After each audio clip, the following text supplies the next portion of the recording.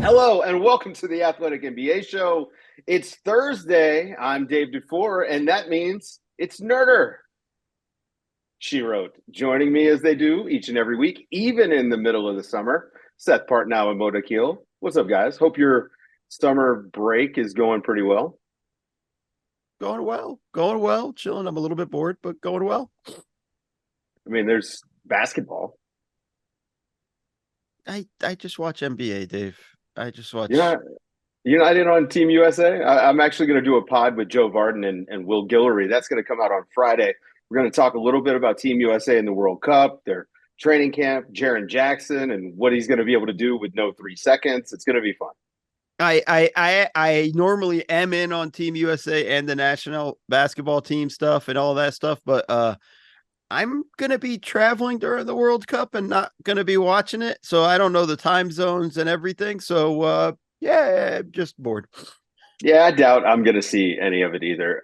Seth, what about you? You got anything fun happening? Or Um, I can tease now the player tiers are coming out next week, which that's I right. believe we'll talk about on this very feed. But I'm just stealing myself for everyone being very reasonable and respectful and understanding that there are hard choices that go into these things. But I do hate your favorite team and player. Well, the most important thing for people to remember with this is that these are player rankings. They are rankings. That's the important thing to keep in mind with the tiers. We decided, guys, because it's August and we haven't done a show in a while, that we would take some listener questions. There's nothing really happening in the NBA. Everything is on pause while we wait for Damian Lillard and James Harden and those situations to shake out. News just broke: Josh Hart signed an extension. So congrats to him, because like he's another guy who's making a ton of money. And that's always good news, especially for role players. So good news for Josh Hart. But other than that, not a lot to talk about. So figured it was a great time to answer some burning questions from listeners. And we're going to start with a friend of the show, good guy Ben Dowsett, actually asked a question only to Seth, and I just happened to see it. So I stole it for the mailbag. So shout out to Ben. Uh, Here's a hypothesis for a smarter basketball person than he, and he tags Seth, and I'm sure he meant to tag me and Mo, but only Seth in this one. What is the tactical preparation differences between regular season and playoff NBA basketball have only grown in scope and degree over the last 15 years? And they're wider than any other sport. I think we all kind of agree with that. The style of play, just the difference in intensity is different in the NBA from regular season to playoffs than basically any sport. Baseball intensity is different, and it's more of an individual sport, but football is super intense every single week. I understand what he's trying to say. Would you guys agree with that? The one minor disagreement is I think from a tactical standpoint, pitcher usage in baseball changes dramatically That's a in good in the point. postseason, and that's a similar thing to how rotations change in the NBA. But in terms of, I can speak to it more from kind of the metricsy prep side, and I'm sure Mo has plenty to say about like the actual, the All of in-depth it. coaching side. Yeah. um, but no, it becomes almost more NFL like. The reason the NFL doesn't change or football doesn't change to the postseason as much is you're already doing the intense single opponent scout prep week after week. And because the NBA regular season doesn't really allow you to do that, and as more and more teams have kind of gone through the let's just do our perfect ourselves during the regular season and get through this 6 months, that difference between being all right, we're going to be good against any of the 29 teams we play, we just happen to play this team tonight, and we're going after this team, how do we go after them? That's a pretty big change. And so some of the things that certainly from my area that changed was the amount of very specific info we have about player tendencies and abilities and preferences and stuff like that, is very deep, but it's not stuff that's really useful on a game to game basis because you can't really take it on. I mean, you're playing, Chicago tonight, Sacramento Tuesday, Washington Wednesday. It's not gonna matter. Okay, this guy only drives left on closeouts. Where if you're playing the same team 7 times, That's pretty useful information to get in up front, and certainly stuff that can get reinforced game after game because, oh yeah, the scouting report was he drives closeout left every time he beat me. I'm not going to get beat that way again. And Yeah, Mo, you've actually been in the room prepping in the regular season and prepping for the playoffs. I mean, for you, the prep probably was pretty simple. yeah, no, it's very different. What I was gonna say is like the regular season is about focusing on you as a team. What's our rotations? Who can we depend on? What plays do we like? What actions do we like? Combinations and things like that. And I'm being very simplistic with all of this stuff. There's a lot more to it than that. And yeah, what coverages do we like? How do we defend these guys and things like that? And as Seth alluded to, like on a nightly basis, you're playing different teams. You know, the Denver Nuggets present a different set of problems than the Phoenix Suns, than the Orlando Magic, right? Like, and it's so each night you're kind of trying, if you tried to cater each night to, play against those teams in the regular season, you're going to lose a lot of games because your guys aren't going to be ready for it. And it's just too much to ask for in a regular season. In the playoffs, that's when it becomes specialized. And that's when you become more focused on your opponent than any other time. Does that mean we definitely scout. We definitely do. This is the stuff they like to do. These are the things we want to take away, everything like that in the regular season. But in the playoffs, you are locked into it. And then to the question of like other sports, because like for football, nothing changes in the playoffs except intensity and things like that. But preparation is the same. You have 1 week, unless you have the bye, then you have 2 weeks. And then the Super Bowl, you have 2 weeks in between. But generally, it's the same. The stuff you probably do throughout the regular season. There's probably not a lot of change. Baseball, you change your rotations maybe a little bit and pitcher usage, but it's not like you run a different squeeze play or whatever. And I'm or all of those things. I'm not versed in hockey, but I gotta imagine it's probably more similar to the NBA in terms of strategies might be changing in hockey. That'd be an interesting one with all that regard. But it's, those being the four major sports, I mean, the NBA, it's just the playoffs are entirely different. That's why I always tell people, like, just because you had a great regular season does not mean you're a playoff team. Does not mean you're ready to win in the playoffs and things like that. And you have to learn in the playoffs and things like that. And I think there's a lot of stuff that goes to it. And I think it's gotten more, people gotten more understanding of that over the years. And I think it's beginning to people to kind of finally get it. 16 player versus 82 game player, all that nonsense. But like, you want to have both, as a team and stuff like that. But you're locked, but you're in the regular season. I would just say you're boiled more into yourself. You're selfish as a team. You're worried about your stuff, your rotations, your guys. How do they fit? What works for us and stuff like that? Because that's the stuff you need come playoff time and the stuff you need to know. And regular season is prep to the playoffs.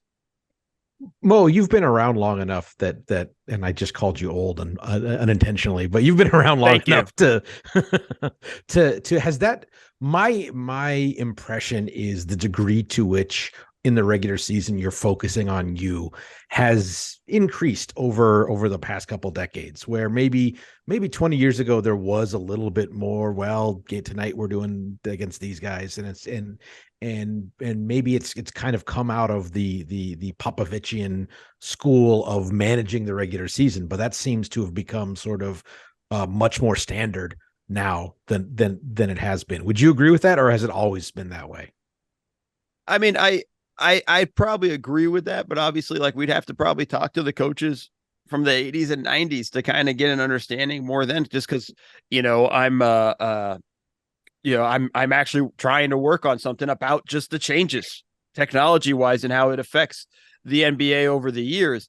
And I think that's kind of the difference of it. I got to just interview Coach Spoelstra, and he was literally just talking about how, like, in the 90s when he was a video guy, they spent more time working with and dealing with the equipment, than actually breking down games. So they couldn't do as much.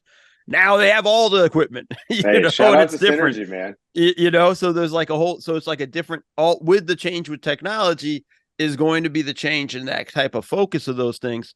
And I think there's I mean, I think the one thing I'll say about like my time with the Spurs, like we would change our pick and roll coverage, and when we would play Dallas, and we would we would practice full rotate and half rotate, push to full rotate onto Dirk and things like that. Because again, Dirk provides those challenges, but also the important aspect of it is we had it on tape so that when we played them in the playoffs, we had examples and we knew if it worked or not, or what didn't work in that component, or what we needed to tweak.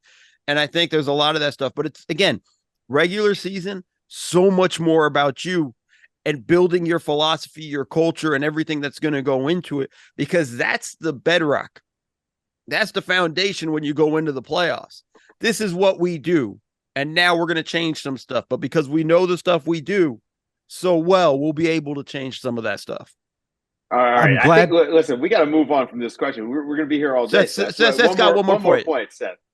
No, I'm just glad Mo brought up the technology, because when we're talking about the difference and the gap, a lot of that is, even if the regular season to playoff from a coaching standpoint maybe or maybe not has changed, the amount of more information, whether it's ease of access to video for these examples, or just I talked about tendency stuff, like the amount of stuff you can do with a few keystrokes in terms of player tendencies in situations that in the past would have taken, I don't know how many hundreds of hours of video logging to do, that you can do in 5 minutes now. So that just the depth of those kind of like player specific tendency things that you can do now that has been unlocked by technological improvements. I think that is a big part of why you can just do more of the opponent specific stuff in the time you have allotted, and there's more time allotted. Yeah, and not to mention iPads for the individual stuff that you get to do. Shooting a clip to a player and saying, hey, this guy goes left 90% of the time. Look for this. Next question. What is, and I actually don't have a favorite catch-all stat, but you guys might. What's your favorite publicly available catch-all player impact metric? Is it EPM? Is it Raptor? Seth, do you have your own that you can't tell us about? No, so there's two that I tend to use. EPM is one, estimated plus minus. It's created by Taylor Snar, who used to be an analyst with the Utah Jazz. It's a metric that has basically won the kind of closest to the pin competitions about how good will this team be, which is a pretty good indicator of how well a metric kind of measures how players work. I actually prefer just simpler metrics because I like explainability. Part of the reason why some of these metrics get close is there's some black boxy stuff about, how box score stats and tracking stats interact. And while that can get you closer as a model, it also it brings in some biases and holes. There are certain player types that it's gonna not like, and you sort of develop a feel for that, but you don't totally know what's going on under the hood. So I kind of prefer just regular old RAPM, which doesn't have those kind of adjustments, because I at least know why it's going to miss, and I'll trade that little bit of accuracy for understanding of what's going on, a more full understanding of what's going on, if that makes sense. No, it makes sense. Mo, do you have one?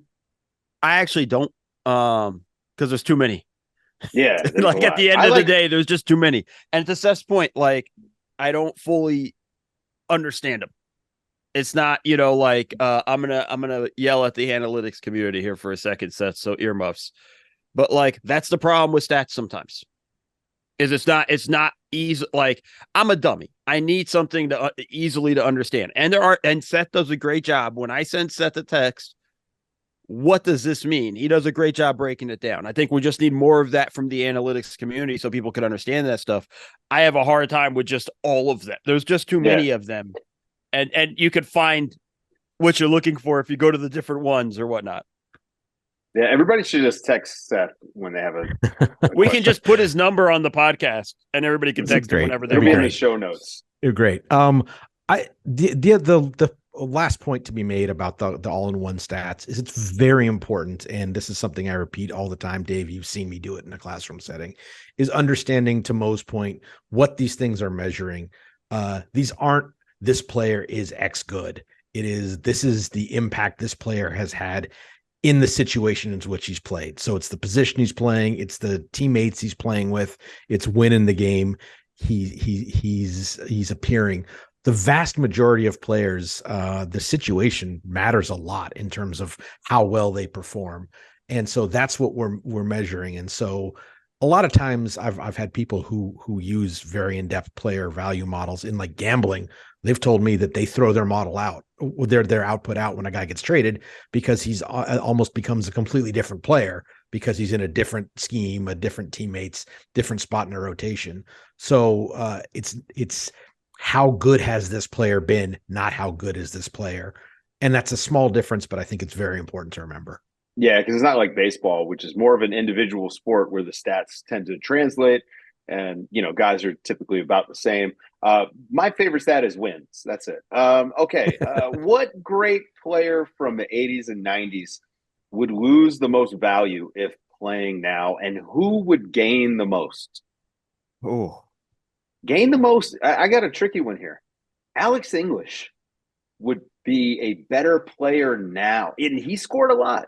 But I think he'd be a better player now when you consider shooting threes and doing more stuff off the dribble. I think Alex English is a guy who would probably be considered an even better player nowadays. That might be too deep of a cut for our audience. I don't know, but is it cheesy to say that Larry Bird would kill today? Yeah, of course. Like Mahmoud Abdul-Rauf would also kill. I mean, we're so much freedom. We're either going really niche or really obvious. Like it's not like there's nothing in between. Losing the most value is, to me, it winds up being some of the centers, right? Like maybe Kevin McHale maybe isn't as valuable because his face-up game isn't. I know, Seth. I know. But guys like that. But then again, like Olajuwon would probably still be one of the greatest players great. Ever. He'd still be great. He'd still be great at this level.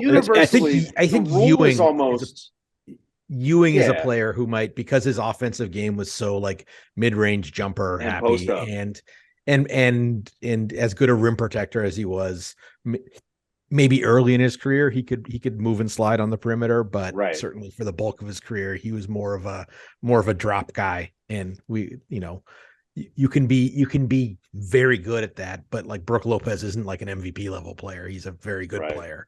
And Ewing's a good one. Ewing's a good one in that regard in terms of like a big name in that stuff. And I think you're right, Dave. It's going to be the centers for the most part that are going to feel the crunch. I think it's going to be a lot of the power forwards because there was such a different way they were used then to now in that sense. And I think that might be one of the ones where we would be like, they're just going to be. Is Anthony Mason an NBA player if he comes around now, right? Like to stick with the Knicks is like, where does Charles Oakley fit in? To stretch four, baby. Don't say that's not the name to say, Seth. Like he's gonna come busting through your door right now. What are you doing? What are you doing? My bad. Anyway, I like the question. It was a good one. This is a good question, guys. Can Dave actually fly, or is it just another thing my parents made up to get me to eat more vegetables? Guys, I cannot fly. I can just jump really high. That's it. You can fly. You just jump on a plane, and then the plane flies. The pilot takes you there and that. But you don't got wings. No. Okay, this is actually a good question. How much value do you guys think roster continuity from season to season has in the modern NBA? If you were going to try to estimate the value, how would you do it? Like, we don't need to do math here, but on the list of things that we value for a team, how much do you guys put into continuity? I might over rely on continuity and really, like, the Denver Nuggets are a great example of this. The Golden State Warriors are a great example. But then you have examples the other way, like the Lakers when they won their title in 2020. You couldn't say that they had much continuity, over the course of a few years. So questions to you guys. What do you value, or how do you value roster continuity? There's a chicken and egg thing here. Are you good because you have continuity, or do you have continuity because you're good? Like, I think there is some value. Corporate knowledge is a big deal. I mean, I think we've sung the praises of the Spurs. We've sung the praises of the Heat, repeatedly here. And there is something to that. Now, whether that's roster continuity or an identity that has some core players that you build it around, those are good questions. continuity for continuity's sake, I don't think has a ton of value. Keeping something that is good together does. And how do you draw the line there? I'm not sure. Look, I was probably one of the biggest drum beaters of continuity for the longest time. And I think more just continuity throughout the entire season is what matters. And I think that's kind of the thing. Another shot at the Clippers. Wow. A lot of teams, though. No, but a lot of teams, in that sense, like, how many teams have we seen that they make a major trade and then now they have to change everything that they've done from February to, now to the playoffs, assuming they're going to make the playoffs at that point. And I think it's tough, like let's use the Phoenix Suns, for example. The games Kevin Durant played in the regular season, they never lost. They only got 8 of them. They didn't have enough time to actually build the continuity. So when it got to the playoffs, it took a while to figure some stuff out. They got to the second round and then they got kind of cooked. But it's a challenge in that sense. Continuity matters. It's a nice to have, right? Like I'm not turning down a guy, turning down a big piece because like, oh, I need to hold on to my continuity. Now I feel like you can build continuity from the season. The season's so damn long. You have enough time to build that if you can be healthy, which obviously you can't predict. I think we talked about this a little bit last year in terms of being happy that the Jazz got their trades done before training camp to give Will Hardy a chance to, as you're saying, Mo, give that full season, like starting from day one of training camp. This is what we're doing. This is how we're doing it. And the contrast is Joe Mazzulla, getting the job right before camp started and not having a chance to do that. Just that's a note for Portland to take to understand there that you just made about Utah. But carrying on, move on. Yeah. Okay. Who is the most influential non-All-Star of the last 15 years in the NBA? And I'm not going to sit here and split hairs. If a guy made an All-Star team or two, but we don't think of him as an All-Star, by all means, mention him. Do you guys have anybody that you would throw out there? I have a question, I guess, to answer a question. Okay. Yeah. How many All-Star teams did Lamar Odom make? That's a good question. I don't know. I would say he's a non-All-Star and was super influential. I mean, when we just talked about the difference between power forwards, right? Lamar Odom changed the game. Point forward, stretch four. I mean, whatever it was, you name it. Even small ball 5, he was pretty early on that. I think that's a great name. The Lakers don't win those championships that they won with Kobe and Powell without Lamar. Like, it's just a very simple thing in that sense. Like, that's actually a pretty big one. If we want to go a little further back, probably Robert Horry. Influential. I mean, we're basically talking influential role players, right? Right. Like, yeah. Star, maybe star on the cusp or role players. And I think those are kind of the area we're looking at. But I think Odom kind of fits that definition perfectly. Is Manu Ginobili overqualified? I mean, yes. Okay, probably fine. Then Sarunas Marciulionis for introducing the Eurostep to wait. This is 15 years. We're okay. Not, that's too bad. I'm going 25 years ago then. But okay. The Eurostep, yeah. Yeah. We started talking about 90s Knicks, and Seth is now stuck in the 80s and 90s. Now that's it. Yeah, we're stuck in the past. Is it cliche for me to go with Danny Green here? Yes. The prototypical 3-and-D guy. No, I mean, he's you perfect. know what I mean? Like 3-and-D wing. And also, let's not forget that guy was in the G League, and now the G League is a path to getting to the NBA. So, I mean, that's pretty influential, if you ask me. I mean, he's won a couple of championships and is widely regarded as like a perfect role player and a guy who sticks around, and now look at how many players you could say are in that same mold. So, I'll be on brand here and I'll go with Danny Green. I'll throw another name out there though. In their run when they beat the Celtics in the finals. I mean, Andrew Wiggins. I don't know how many All-Star teams, if he made any or whatnot, but he made one. He made one because of K-pop. That's right. That doesn't even count. That's right. But like, that's another dude. Like there's a lot of guys, I think, on the fringe who have been and have influenced the game. But again, Odom changed the game is really what I think is kind of the more important thing, and like kind of opened the eyes of the creating power forward a little bit. I think that the flip side of Odom, and this is another player who might be slightly overqualified, I've argued before he's a Hall of Famer, is Sean Marion. It's almost sort of the flip side of the Odom is like the power forward doing skilled things, and Marion is the slightly smaller player doing, interior things and doing them well, and defensive versatility, rebounding while still being able to play fast. I don't think that Draymond Green exists without those two players. That's a pretty good call. Here's a two-parter to sort of end the show. Number one, have you read any books recently that you'd recommend aside from The Mid-Range Theory by Seth Partnow, available in bookstores everywhere? Specific to like just Anything. books in general. What have you read generally? I'll go first. The Fabric of the Cosmos by Brian Greene. It's a fantastic book if you dabble in physics and are just interested in the universe. I highly recommend it.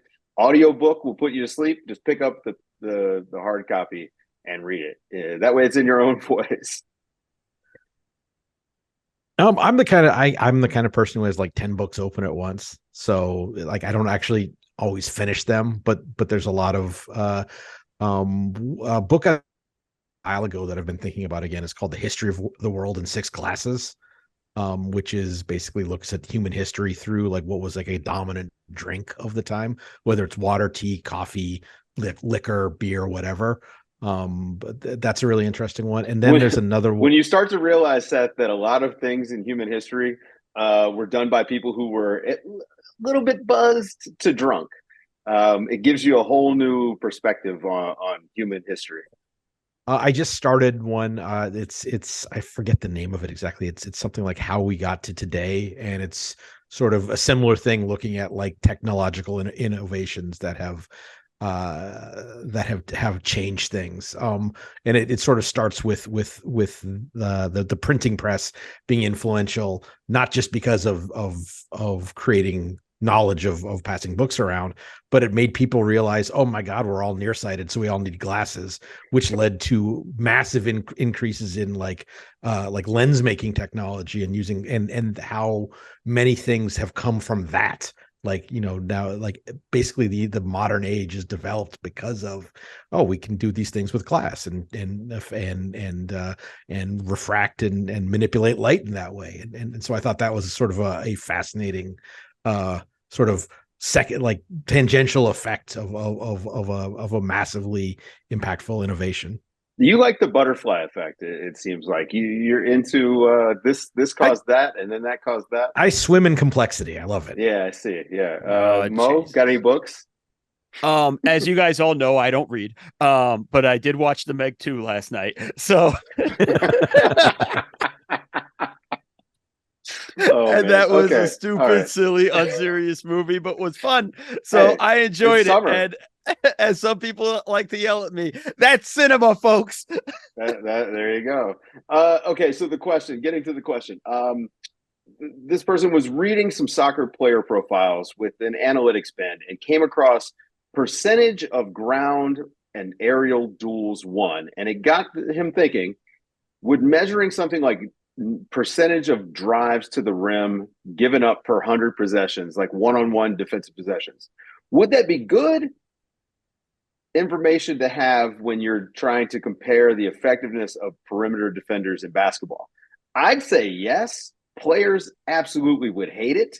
But I think it would give us at least a glimpse into the difficulties in looking at individual defense in basketball, because it is a team sport and defense is a team aspect. So giving up a drive, like again, Rudy Gobert, right? Rudy Gobert had played with some awful guards in Utah defensively, was getting hammered a lot, like at the rim, and he's constantly having to defend at the basket, in drop, and it makes him look bad sometimes. So I think it could add some context there. But Seth, Mr. Stats, please. This stats actually exist, and I fought tooth and nail for them not to be in scouting reports, because I think the Gobert example is a great one. How much of that is guys getting beat, and how much of it is, all right, let's close out full because we got Rudy behind us? Right. You know, how much of that, I ran this player off the line because that's the scouting report. Is that so? It is a descriptive stat that becomes very dangerously used when it starts to be evaluative. It's like, oh my God, he's given up 8 drives to the rim per 100. Well, who's he guarding? Is he guarding a shooter or is he getting beat by a point guard? We don't know.